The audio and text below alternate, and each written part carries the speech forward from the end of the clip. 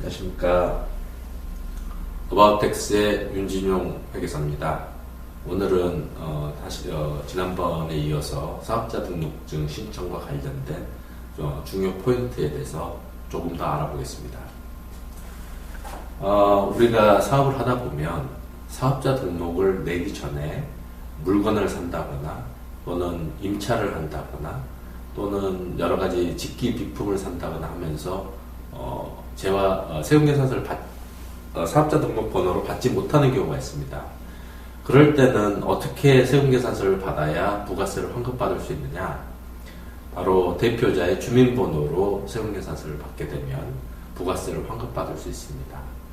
그러면 이렇게 대표자의 주민번호로 발급받은 세금계산서는 언제까지 환급받을 수 있느냐? 예전에는 사업자 등록증 등록 전 20일까지밖에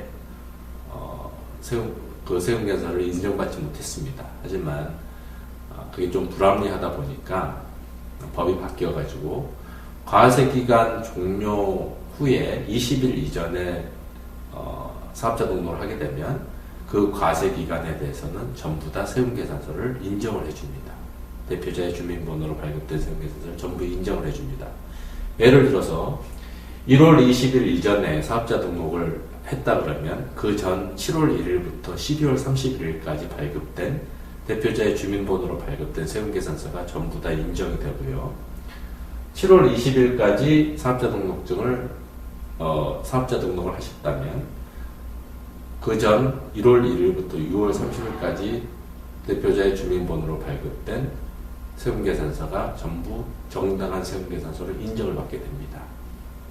그렇기 때문에 사업자 등록을 하기 전이라고 해서 물건을 산 거에 대해서 세금계산서를 안 받으시면 안 되고요.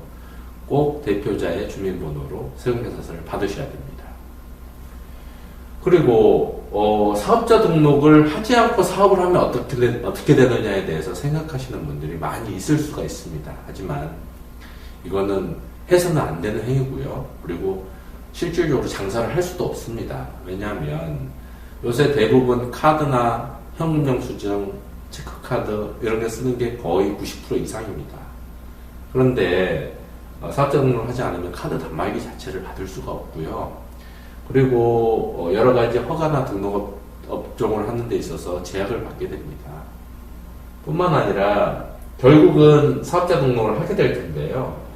그러면 사업자 등록일까지의 발생했던 매출액의 1%를 추가로 가산세로 납부를 하게 됩니다. 물론 사업자 등록을 하지 않고 발생한 매출액에 대해서도 부가가치세를 납부를 해야 됩니다.